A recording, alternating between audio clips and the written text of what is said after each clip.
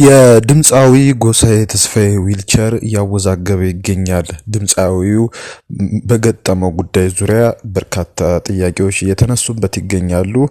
ይህን ጉዳይ ለእናንተ በዝርዝር እናቀርበዋለን። ሌሎች መረጃዎች አሉን። ሰብስክራይብ ማድረጋችሁን አትርሱ። አብራችሁን ስላላችሁ እናመሰግናለን። ላይክ በማድረግ ይህን ቪዲዮ ማየት ጀምሩ።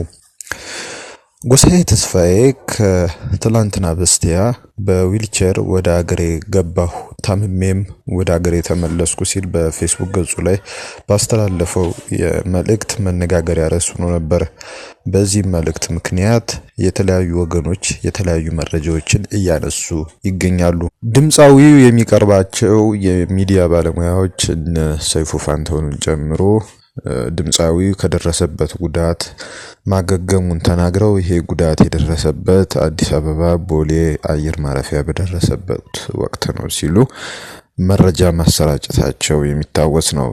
እኛም በሌላ በኩል የተሰራጨው መረጃ ለእናንተ አቅርበን ነበር። ይሄውም በለንደን ከተማ በነበረበት ወቅት ወደ አገር ቤት ለመመለስ እየጠበቀ በነበረበት ወቅት በረራውን ማለት ነው ይሄው አደጋ ደረሰብኝ ስለማለቱ መዘገባችን ይታወሳል።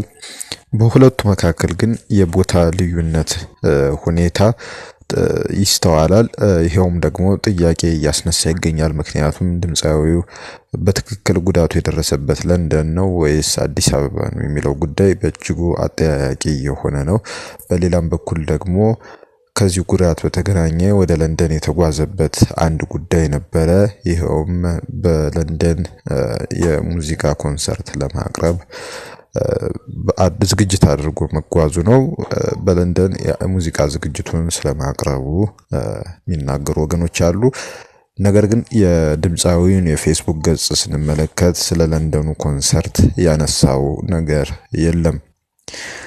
ይሄ ጉዳይ ትንሽ ውስብስብ ይመስላል። ምክንያቱም በርካታ ድምፃውያን ለኮንሰርትም ለትንሽም ለትልቅም ቢሆን ወደ አንድ አካባቢ ሲጓዙ ማስታወቃቸው አይቀርም። ወደዚህ አካባቢ እየመጣን ነው፣ ተዘጋጁ፣ ጠብቁን ማለታቸው የሚታወቅ ይሆናል። ከዛ ኮንሰርቱን በሚያካሂዱበት ጊዜ በርካታ አድናቂዎቻቸው ከነርሱ ጋር ለመገናኘት መምጣታቸው አይቀሩም። አሁን ድምፃዊው ጎሳዬ ተስፋዬ የኮንሰርት ስራውን ያቀረበው በ14ኛው የኢትዮጵያ ስፖርትና ባህል ፌዴሬሽን በእንግሊዝ መድረክ ላይ ነበር። በዚህ መድረክ ላይ ኮንሰርቱን አቅርቦ እንደነበረ የመረጃ ምንጮች ይናገራሉ። ቅድም እንዳልነው ግን በፌስቡክ ፔጁ ላይ ስለዚህ ኮንሰርት ጉዳይ የጠቀሰው አንድም ነገር የለም። እናም ይህን ጉዳይ ባልተናገረበት ሁኔታ ለንደንም ሆነ አዲስ አበባ በነበረበት ወቅት ይሄ ጉዳት ደረሰብኝ ብሎ ፌስቡክ ላይ ፎቶ መለጠፉ ጉዳዩ አስቸጋሪ እንደሆነ ያስመስለዋል። በሁለተኛ ደረጃ ደግሞ ጉዳት የደረሰበት ቦታ አዲስ አበባ ነው ሲባል፣ በሌላ በኩል ደግሞ ለንደን ነው ሲባል በርካቶች ላይ ግርታን እየፈጠረ ይገኛል። ከዚህም ባለፈ ከዊልቸር ጋር ተቀምጦ ፎቶ መነሰቱ ተነስቶም ማጋራቱ የተለያዩ ሐሳቦችን እንዲነሳበት ምክንያት ሆኗል። ይህ የዊልቸር ፎቶ ከምንድነው የተነሳው የሚል ነጥብም የጥያቄው አንድ አካል ነው። ሲጀመር ጎሳዬ የመውደቅ ጉዳት አልደረሰበትም፣ ወድቆም የደረሰበት ጉዳት የለም፣ እንዲሁ ነው በዊልቸር ላይ ፎቶ የተነሳው የሚሉ ለጉዳዩ ቅርበት ያላቸው ወገኖች አሉ። ምክንያቱም የጉዳት ደረሰብኝ ያለበት ቦታ አዲስ አበባ ይሁን ለንደን በግልጽ አልተቀመጠም። ይሄውም የቦታ ግርታ የፈጠረው ጉዳይ ሲጀመር ድምፃዊው ስላልተጎዳ ነው የሚሉ ወገኖች አሉ። ጉዳት ሳይደርስበት ለምን ዊልቸር ላይ ተቀምጦ ፎቶ ሊያጋራ ፈለገ የሚለውም ነጥብም አንዳንዶች እያነሱት ይገኛሉ። እስካሁን ድረስ ግልጽ መረጃዎችን ማውጣት ያልፈለጉ አካላት አሉ። ነገር ግን ጉዳዩን እናውቃለን ብለው በገደምዳሜ የጻፉት ነገር ነበር። እንግዲህ ይሄ ጉዳይ ራሱን የቻለ ውዝግብ መፍጠሩ አልቀረም። በእንግሊዝ የሚገኙም ሰዎች በዚህ ጉዳይ ዙሪያ ጥያቄ አንስተውበት ጽሁፍም ጽፈው በፌስቡክ ገጻቸው ላይ ለጥፈው አይተናል። የኮንሰርቱ አዘጋጅ የሆነችው ግለሰብ ማለትም ትዕግስት ንጉሱ የምትባለው ዊልቸር ላይ ተቀምጦ ፎቶ ከመነሳቱ ውጪ ስለመውደቁ ምንም ማረጋገጫ እንደሌለና እንዲያውም ከየቦታው የሚደርሳት መረጃ በእጅጉ የሚጎረብጥ እንደሆነ መናገሯን ተመልክተናል።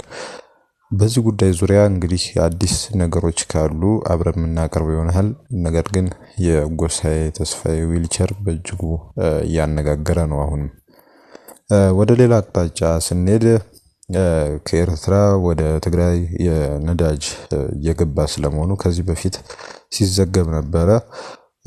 ይሄ ነዳጅ አሁንም እየገባ ይገኛል።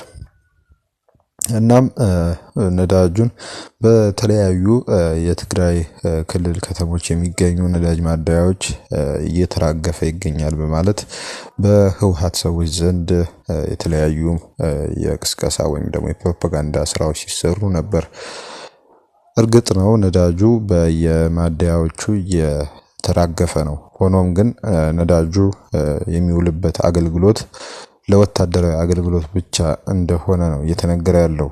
ለአምቡላንስም ለተለያዩ ሰብአዊ እርዳታ ማመላለሻዎችም ለትራንስፖርትም እንዳይውል ነገር ግን ለወታደራዊ ግልጋሎት ብቻ ይዋል ይሄ ነዳጅ ተብሎ እንደተወሰነ ነው የመረጃ ምንጮች ያመለከቱት። ይሄ የሚራገፈው ነዳጅ በቀጥታ ለህዝቡ አገልግሎት በሚሰጡ ዘርፎች ላይ እንደማይውል መረጃዎች አመልክተዋል።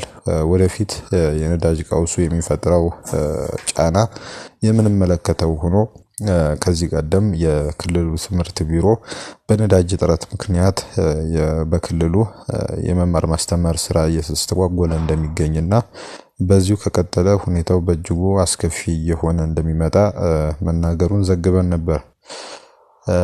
በአሁኑ ወቅት ከኤርትራ ጋር ወታደራዊ ታክቲካዊ ስምረት ወይም ደግሞ ጥምረት ተፈጥሮ እየተሰራ ይገኛል በማለት የህወሓት ከፍተኛ አመራሮች ሲናገሩ እንደነበር የሚታወቅ ነው።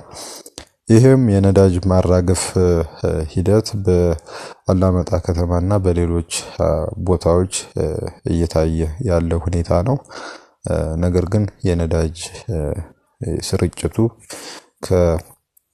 ከጦርነት ጋር የተገናኘና ለወታደራዊ አገልግሎት ብቻ የሚውል እንደሆነ ነው የተነገረው። እንግዲህ ወደ ትግራይ በኩል ስንሄድ እንግዲህ ወደ ራያ አካባቢ ስንሄድ በደቡባዊ ትግራይ በኩል የራያ ዘብ የሚባሉ አሉ። አማራ ክልል ያደራጃቸው አካላት ናቸው። የራያ ዘብ አባላት የተባሉት እነዚህ ታጣቂዎች ዝግጅታቸውን አጠናቀዋል ተብሏል። ይሄውም ዝግጅት እንግዲህ የጦርነት ዝግጅት እንደሆነ ነው የሚታወቀው። ከአላማጣ ከተማ ከራያ አላማጣና ከራያ ባላ የተወጣጡ አባላት ያሉበት የታጠቀ ኃይል ስልጠናውን ስለማጠናቀቁ ተነግሯል። በጮቢ ግንባር በተካሄደው የምክክርና የስነ ልቦና ግንባታ መርሃ ግብር ላይ ተገኝተዋል የተባሉት በአማራ ክልል የሰሜን ወሎ ዞን ሰላምና ጸጥታ መምሪያ ኃላፊ ብርጋዴር ጀነራል ካሳ ደምለው የራያ አካባቢ ህዝብ ያጋጠመውን መፈናቀልና መከራ በመጥቀስ የራያ ዘብ አባላት በአንድነት ቆመው ከጥምር የጸጥታ ኃይሎች ጋር በመተባበር የአካባቢውን ሰላም ለማስጠበቅ የተጠናከረ ሚና እንዲወጡ ጥሪ ማቅረባቸው ተዘግቧል። እነዚህ የታጠቁ ኃይሎች የአካባቢውን መልክዓ ምድር በሚገባ ያውቃሉ የተባሉ ሲሆን የሰላም ማስከበር ጥረቶችን ለማጠናከር ከፍተኛ አስተዋጽኦ ይጠበቅባቸዋል በማለት በዚህ መድረክ ላይ መልእክት ተላልፏል። በመጨረሻ ወደ ጋምቤላ ክልል ስንሄድ በጋምቤላ ክልል የግድያ ወንጀል ስለመፈጸሙ ተነግሯል። በጋምቤላ ክልል የባጃጅ ሾፌርና ሌላ አንድ የሲኖ ትራክ የጭነት መኪና ሾፌር በጥይት መገደላቸው ተነግሯል። ጋምቤላ ክልል አንዳንድ አካባቢዎች የሾፌሮች ግድያዎች እየተስተዋሉ እንደሚገኙ ተነግረዋል። በጋምቤላ አቦል ኢታንግ የሚባል አንድ አካባቢ አለ። በዚህ አካባቢ ላይ በርካታ የግድያ ተግባር የሚፈጸምበት ቦታ እንደሆነ ተነግሯል። ይህን ሁኔታ እንዲቀርፍ ለጸጥታ አካላት ጥሪ አቅርበዋል ሾፌሮቹ። ሆኖም ግን የአንድ የባጃጅ አሽከርካሪና ሌላ ደግሞ የሲኖ ትራክ ሾፌር በዚህ ምክንያት ህይወታቸው እንዳለፈ ነው የመረጃ ምንጮች የሚያመለክቱት። ሌሎች መረጃዎች ሲኖሩ ተመልሰን እንመጣለን። ሰብስክራይብ ማድረጋችሁን አትርሱ። መልካም ጊዜ ይሁንላችሁ።